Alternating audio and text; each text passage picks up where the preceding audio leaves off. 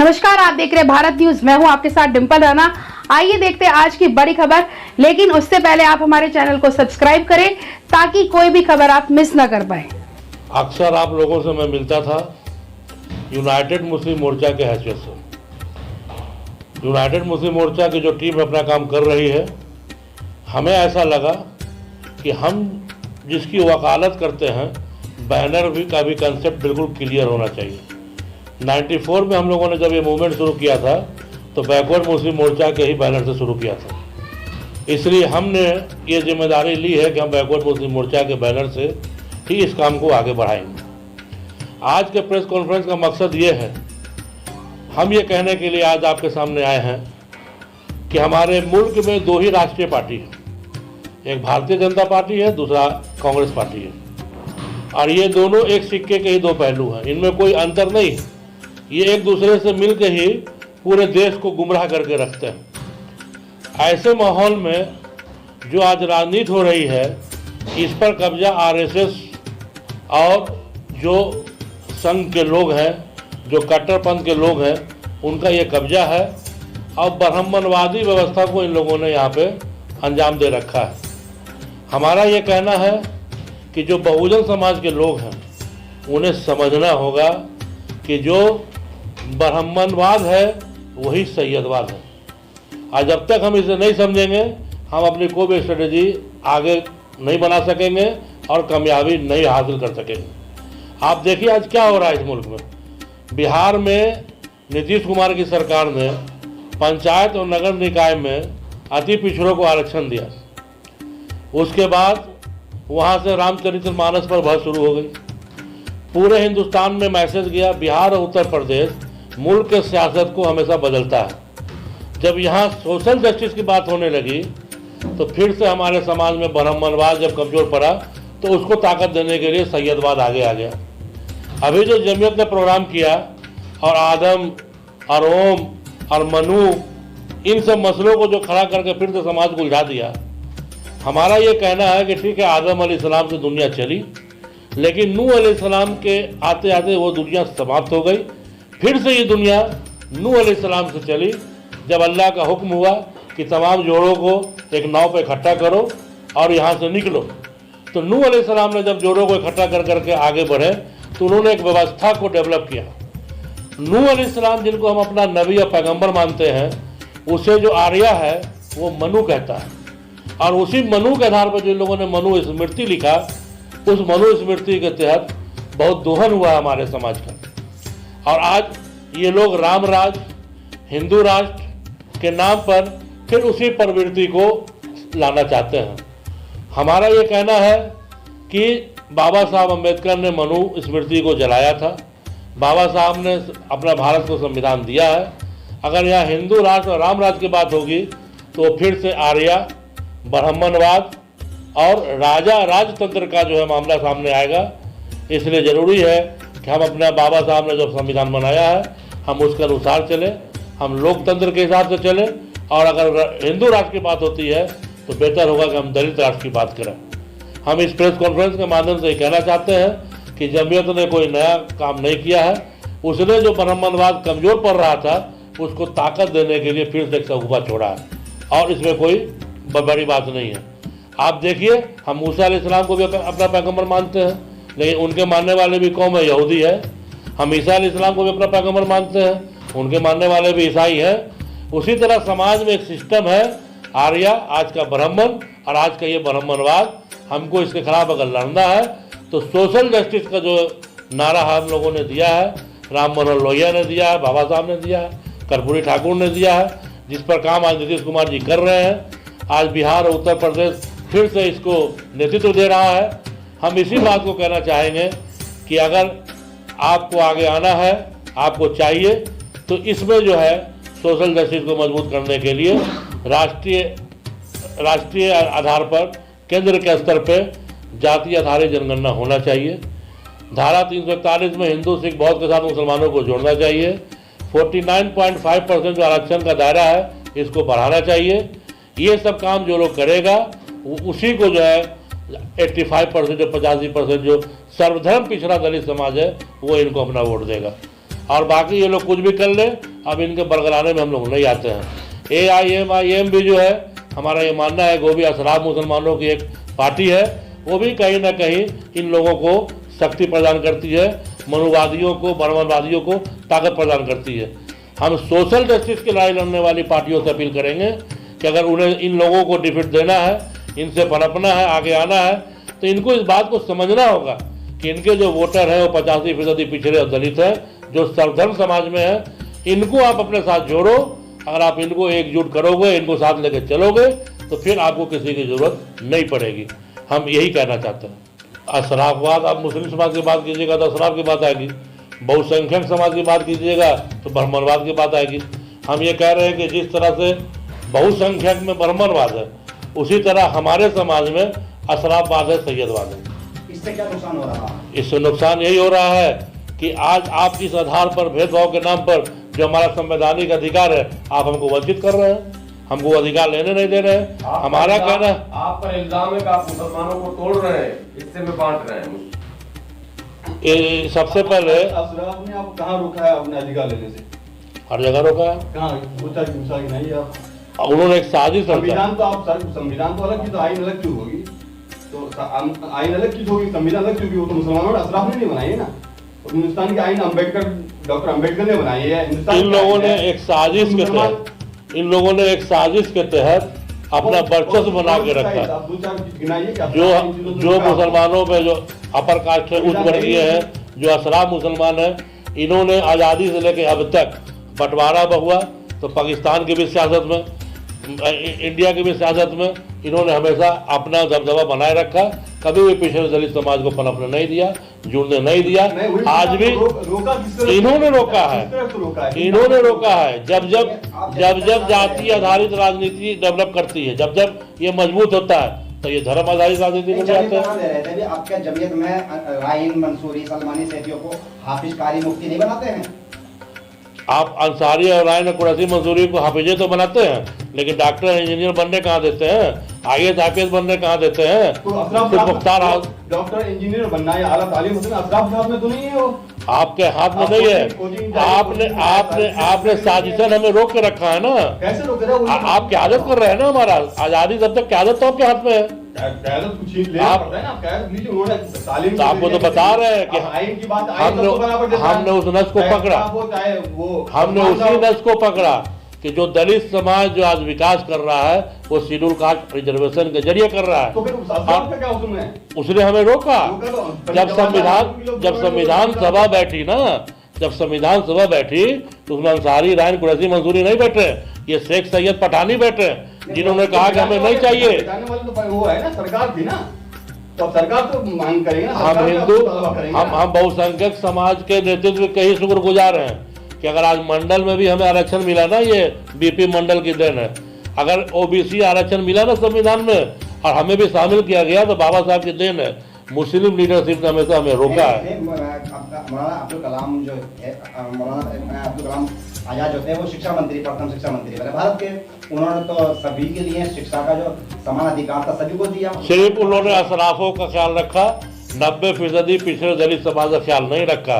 इन्हीं लोगों ने कहा कि मुस्लिम समाज को शेड्यूल कास्ट रिजर्वेशन नहीं चाहिए। अगर ये लोग उस वक्त अड़ गए होते तो आज ये लड़ाई हमें नहीं लड़नी होती। जब भी हमने अपने मुद्दे को ऊपर लाया, जब भी मजबूती से रखा, तब इन लोगों ने मुस्लिम आरक्षण की बात कर दी। जब हमने कहा दलित मुस्लिम को आरक्षण चाहिए, आवाज तेज हुई, कहा मुस्लिम आरक्षण चाहिए। जबकि OBC मुसलमानों को रिजर्वेशन मिलता है, ट्राइबल्स को मिलता है। जो OBC में जो मुसलमान जो शेड्यूल कास्ट में होना चाहिए, उनको OBC में रखा गया। हमने कहा कि उसको शेड्यूल कास्ट में शिफ्ट किया जाए। और जब ये मामला हमारा आगे बढ़ा, तब इन्होंने मुस्लिम आरक्षण की बात कर दी। जातिगत गणना की बात कर रहे हैं आप, क्या कहते हैं, जिसकी हिस्सेदारी उसकी भागीदारी का भी मामला कर रहे हैं आप। तो खुद कई हजार संगठनों में बैठे हुए हैं, आपकी संख्या को माने कहाँ पर? यही तो है, यही हमारे लिए मतलब सबसे जो कमजोर पहलू है यही है कि बहुत ही चालाकी से, क्योंकि हमारे यहाँ शिक्षा की कमी है। हमारे लोग पॉलिटिकल तौर पर शौर भी नहीं रखते हैं। यही कारण है कि वो लोग आसानी से हमारे लोगों को बरगला देते हैं। कमाल साहब, फिर भी आपसे भी सीधा सवाल ये रहेगा कि आप यूनाइटेड मुस्लिम मोर्चा में लगातार वर्षों से काम कर रहे थे, अब आप बाद में अपना संगठन बना लिया तो दो पार्ट हो गए। नहीं, अपना आप संगठन नहीं बात बना, माने। अपना संगठन नहीं बनाया। 1994 में सबसे पहले बैकवर्ड मुस्लिम मोर्चा का ही गठन किया तो गया महसूस था। तो अलग हो रहा है। 1994 में बैकवर्ड मुस्लिम मोर्चा का ही गठन किया गया था। 2000 में लगा ये कि शायद सब लोगों का सपोर्ट मिलेगा 341 के मूवमेंट को, तो बैकवर्ड को यूनाइटेड किया गया, लेकिन ऐसा हुआ नहीं, सपोर्ट नहीं मिला। अशराफ तबका ने कभी भी इस मुद्दे को लेकर कोई आंदोलन नहीं किया। अभी देखिए कितना चालाकी से अभी जो आरसी के आधार पे अपर क्लास को आरक्षण दिया गया, उसमें यह तबका चला गया। अभी जमीयत 341 पे धरना भी दी है और सुप्रीम कोर्ट भी गई है, अब क्या कहेंगे आप? देखिए, जब मूवमेंट हम लोगों ने शुरू किया था उस वक्त भी हमारे कार्यक्रम में जमीयत आकर के हमारे इस डिमांड का समर्थन कर गई थी। आज जमीयत ने जब भी कोई कार्यक्रम किया तो मुस्लिम आरक्षण की भी बात की, दलित मुस्लिम की बात की, मंडल की भी बात की। आज जब मुद्दा मजबूत हो गया हमारा, हर तरफ से उठने लगा है, तब वो कोर्ट भी जा रही है और वकालत भी कर रही है, क्योंकि वो हमेशा लीडरशिप को बरकरार रखना चाहती है, हथिया के रखना चाहती है। वो दिखाना चाहती है कि लड़ाई हम ही लड़ेंगे। एक बड़ा सवाल है, जब आप इस तरह के मूवमेंट चलाते हैं, बिरादरी का नाम लेते हैं, तो ये कहा जाता है कि शरीयत में बिरादरी है नहीं, आप लोग शरीयत में मुदाखलत कर रहे हैं, नऊजुबिल्लाह। देखिए, ये जब हम लोगों ने 94 में मूवमेंट किया था ना, ये तब से मामला चल रहा था। अब तो 94 और 2023 में आप आ जाइए, हमारे नबी मोहम्मद सल्लल्लाहु अलैहि वसल्लम के ज़माने में भी ये मामला थे। आखिर नहीं थे तो उन्होंने अपना आखिरी खुतबा काले को गोरे पे, अरबी को अजमी पे, ये जो दिया, किसके लिए दिया? इन्हीं के लिए ने दिया। हजरत बलाल हबशी थे ना, लेकिन दिखाया ना नबी ने कि हमारे यहाँ बराबरी है, मजहबी तौर पे इस तरह का बात नहीं होना चाहिए। और आज मुसलमानों में इन मामलों को अपने जूते तले कुचलता हूँ, तो आज इन लोगों को चाहिए ना कि अल्लाह का भाषा से बचे। क्यों लिखते हो सैयद, क्यों लिखते हो खान, क्यों लिखते हो मिर्जा, क्यों लिखते हो मुगल? तुम लिखते हो तो हमने लिखा, तुम्हारे वजह से लिखा। आपने इस परंपरा को बढ़ाया तो हम उसके पीछे आए।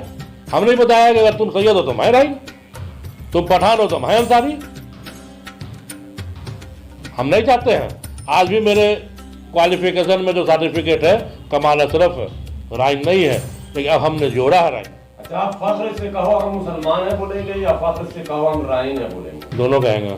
मुसलमान तो है तो फख्र ही है, लेकिन हम राइन है, राइन मुस्लिम है। आपने जो हमें एहसास कमतरी में डालने के लिए कुंजरा कबाड़ी कहा, आपने जो जुलाहा कहा, आपने दुनिया कहा, आपने हमेशा हमें एहसास कमतरी में रखने के लिए बेअदबी तरीके से हमारा ये किया। आजकल तो सोशल मीडिया पर सैयदों को पठानों को गाली दी जा रही है लगातार। उनको गाली को नहीं देता है, बहुत ज्यादा बेअदबी की जा रही है। नहीं, उनको गाली को नहीं देता है। तो ये आप ये सोच रहे हैं कि आप अपना अधिकार अशराफ को गाली देकर या अशराफ के खिलाफ बोल? नहीं, हमारी लड़ाई उनके खिलाफ भी नहीं है। हम अपनी लड़ाई, तो अशराफ के खिलाफ भी जा रही है। आप आइन की बात कर रहे हैं, आइन से लीजिए। हमने कहा कि जब हम संवैधानिक लड़ाई लड़ते हैं, जब हम सोशल जस्टिस की बात करते हैं, जब हमारी आवाज़ मजबूती से सामने आती है, तो ये लोग मजहब को आधार बनाते हैं। अब मजहब को आधार बना के हमारी लड़ाई को कमजोर करते हैं। जब ब्राह्मण कहीं कमजोर पड़ता है तो ये जो सैयदवाद है ये उसको ताकत देता है। तो आप अपने लोगों को इतने सालों में ये समझा नहीं सके कि ये जो लड़ाई है वो तुम्हारे हक अधिकार की लड़ाई है, इसमें बीच में मजहब को लाने की जरूरत नहीं, मजहब पे अमल करने के लिए सब आजाद हो, बिल्कुल करना चाहिए। तो तुम कम से कम हक अधिकार की लड़ाई में उनके चाल में तो ना आओ, भीड़ तो इन्हीं की वहां भी है। ये आप जो कह रहे हैं ना, ये हम ही नहीं, बहुसंख्यक समाज भी समझाने में अब तक नाकाम रहा है। आज क्या वजह है कि भारतीय जनता पार्टी को जितना वोट मिल रहा है, किसका वोट मिल रहा है? वहाँ भी तो हमारा पिछड़ा दलित ही उनको वोट दे रहा है। वो हिंदुत्व के नारा में गुमराह हो जा रहा है। भारी है अभी, बिल्कुल अफीम की तरह वो मतलब काम कर रहा है समाज में। लड़ाई मिला जुला कर धार्मिक, हमारा तो दो तरह का मामला है भाई साहब। बहुसंख्यक समाज में तो कम से कम ये क्लियर है कि वो लोग एक्सेप्ट कर रहे हैं कि उनके यहाँ मतलब हर तरह से जात बिरादरी है, लेकिन हमारे यहाँ जो इस्लाम है, जो मसावात की बात करता है, तो एक महाज हमारा ये है कि हमारी लड़ाई को कमज़ोर किया जाता है इस्लाम को आड़न बना करके। और दूसरी तरफ समाज में हमारी सच्चाई ये है कि हम यहाँ धर्म परिवर्तित मुसलमान हैं, जात बिरादरी बहुसंख्यक समाज की तरह हमारे समाज में भी मौजूद है। चलिए, आप दिल्ली आए हैं, दिल्ली में प्रेस कॉन्फ्रेंस कर रहे हैं, सवाल ये भी बनता है कि जितने आप अलग अलग संगठन बने हुए हैं, कोई महाज, कोई ये है, कोई फलाना, इतने सारे संगठन हो गए, आप कब अपने आप को एक करने की बात करेंगे? हम हमेशा तैयार हैं, देखिए हम हमेशा तैयार हैं। पसमानदा मुस्लिम समाज मंसूरी साहब लखनऊ से चला रहे हैं, पसमानदा मुस्लिम महाज अनवर साहब बिहार से शुरू किए थे, फिर एक और ग्रुप जो है यूपी से खड़ा हो गया है, पसमानदा मुस्लिम महाज ही चला रहा है। इन लोगों ने भी हमसे रब्ता किया था। हम इन लोगों ने कहा कि जब मुस्लिम पर्सनल लॉ बोर्ड इन लोगों का कई संगठनों का एक संगठन हो सकता है, ये लोग एक जगह हो सकते हैं, तो आप भी एक सेंट्रल लेवल पे एक कोऑर्डिनेशन कमेटी बनाइए जिसमें जितना भी मूवमेंट ओबीसी एससी एसटी मुसलमानों के बीच में काम कर रहे हैं उनका एक राष्ट्रीय स्तर पे हो। कीजिए लोग, हम इस पे कहाँ पीछे हैं, हमें इससे अलग नहीं है। ये सहमति बन रही है। जब तक व्यक्तिगत स्वार्थ लोग नहीं छोड़ेंगे सहमति नहीं बनेगी। आप छोड़ेंगे? हम छोड़ देंगे। नहीं, हमको कभी कोई लालच नहीं है। कुछ राजनीतिक लाभ तलाशने वाले लोग भी हैं क्या? बिल्कुल है, बिल्कुल है, यही तो होता रहा है। देखिए 94 से पहले बिहार ही एक स्टेट है जिसने इस पॉलिटिक्स को आगे लाया। 94 से पहले हर मुसलमानों में जो 50 51 52 जातियां हैं, बिरादरियां हैं, उनका जातीय तौर पे संगठन है, तंजीम है, आज भी है। मोमिन कॉन्फ्रेंस लोग जानते हैं अंसारी बिरादरी की तंजीम है। जमीयतुल इदरीस सब जानते हैं दर्जी बिरादरी का है। जमीयतुल हवारीन सब जानते हैं धोबी बिरादरी का है। ये अलग अलग तंजीमें थी। इसमें जो है कुछ एजुकेशन में या पॉलिटिकल शऊर में अंसारी बिरादरी आगे थी, तो उसने इसमें पहले पहल किया, बाद में और बिरादरियां सामने आई। लेकिन 1994 में पहली दफ़ा बिहार में बैकवर्ड मुस्लिम मोर्चा जब बना तो इस पर काफ़ी हंगामा शुरू हो गया। बैकवर्ड मुस्लिम मोर्चा क्यों नाम रखा गया? क्योंकि जितनी भी बिरादरी हैं उनकी जो तंजीमें हैं वो सब वहाँ मुगेरी लाल फार्मूला चलता है, वहाँ अत्यंत पिछड़ा में है या पिछड़ा में है। तो जब आप इनको एक जगह कीजिएगा तो इनका बैनर का क्या नाम होगा? इसलिए बैकवर्ड मुस्लिम मोर्चा रखा। 4 साल के बाद इसी मोर्चा से अलग हुए अनवर साहब, उन्होंने इसको ट्रांसलेट कर दिया, बैकवर्ड मुस्लिम मोर्चा को ट्रांसलेट कर दिया उर्दू, पसमानदा मुस्लिम महाज कर दिया। आज ये दोनों जो है अध्यक्ष थे, दोनों तरफ से ये लोग राज्यसभा तक तो आ गए, लेकिन इन्होंने सेकंड लाइन लीडरशिप को कभी आगे नहीं आने दिया, चाहे वो हो चाहे ये हो। दोनों अली ने कभी सेकंड लाइन लीडरशिप को पनपने नहीं दिया। उसी तरह से आज जितने भी मूवमेंट के लोग हैं वो सब लोग मूवमेंट तो चला रहे हैं, लेकिन मौका मिलेगा उनको तो हिस्सेदारी में पीछे नहीं रहेंगे। यानी कि आप मानते हैं कि फाल्ट के जिम्मेदार अली अनवर हैं? जो लोग आए हैं पावर में, पावर पॉलिटिक्स में, अब पावर पॉलिटिक्स में आने के बाद भी अगर उसने मूवमेंट को आगे नहीं बढ़ाया तो वो लोग जिम्मेदार हैं। अभी जो मौजूदा तंजीमें काम कर रही हैं, जैसे पसमानदा मुस्लिम महाज, पसमानदा मुस्लिम समाज और एक और पसमानदा मुस्लिम महाज रजिस्टर्ड करके नया उत्तर प्रदेश में है, आपको लगता है इसमें सेकंड लाइन लीडरशिप खड़ा किया जा रहा है? ये लोग अपना मूवमेंट चला रहे हैं। अनीस मंसूरी भी पॉलिटिकल आदमी है, मंत्री रह चुके हैं, नॉन पॉलिटिकल आदमी नहीं है। हमारा ये कहना है कि आपको इस लाइन पर भी ध्यान देना होगा। हम ये नहीं कहते कि आप हिस्सेदारी नहीं लीजिए, सत्ता एक ऐसी चाबी है जो हर ताले को खोलती है। आप हिस्सेदारी भी लीजिए, लेकिन मूवमेंट पर भी नजर आप रखिए। मूवमेंट कमजोर नहीं पड़ना चाहिए। ऐसा नहीं लगता कि एक ग्रुप हो जो बाल ठाकरे हो, एक ग्रुप ऐसा हो जो बाल ठाकरे हो, जो किंग मेकर बने, किंग बनने की कोशिश ना करे, तभी ये मूवमेंट कामयाब होगा। सर आखिरी सवाल है, ऐसा नहीं लगता कि जितने भी मूवमेंट चले इसमें फायदा कम नुकसान ज्यादा हो गया समाज का? आपस में कुछ तलखियां आई हैं, सब कुछ हुआ है, समाज को बराह रास्त नहीं, नुकसान नहीं हुआ है, फायदा हुआ है। जो चीजें चादर से ढक के रखी गई थी वो चादर अब हट गया है। तो जब चादर हट गया है तो समझ में आ गया ना कि आपके यहाँ बुराई क्या थी। तो जब आप बुराइयों को समझ लिया है तो आप उसको दूर करने की कोशिश कीजिएगा। आपकी लड़ाई अधिकार के लिए सरकार से है या अफराद से? मेरी लड़ाई संवैधानिक है, हम संविधान के अनुसार अपनी लड़ाई लड़ते हैं। जहाँ पे ये हमारे आगे रोड़ा बनता है, देखिए सामने रोड़ा ये लोग नहीं बनता है, चालाकी से बनता है। हमारी लड़ाई को कमजोर करना है तो मुस्लिम आरक्षण। अभी ओवैसी ग्रुप ने क्या किया, महाराष्ट्र में छोड़ दिया मुस्लिम आरक्षण का तहफा। किसको दिलाओगे, कौन से मुसलमान को दिलाओगे? जबकि ओबीसी में जो मुसलमान है क्या वो मुसलमान नहीं है? शेड्यूल ट्राइब में जो मुसलमान है क्या वो मुसलमान नहीं है? जो वंचित है उसको दिलाओ ना। तो वंचित आज़ादी से अब तक जो है वो दलित मुसलमान है। शेड्यूल कास्ट जो श्रेणी में आना चाहिए उसको शेड्यूल कास्ट के जैसा दिलाइए ना आप।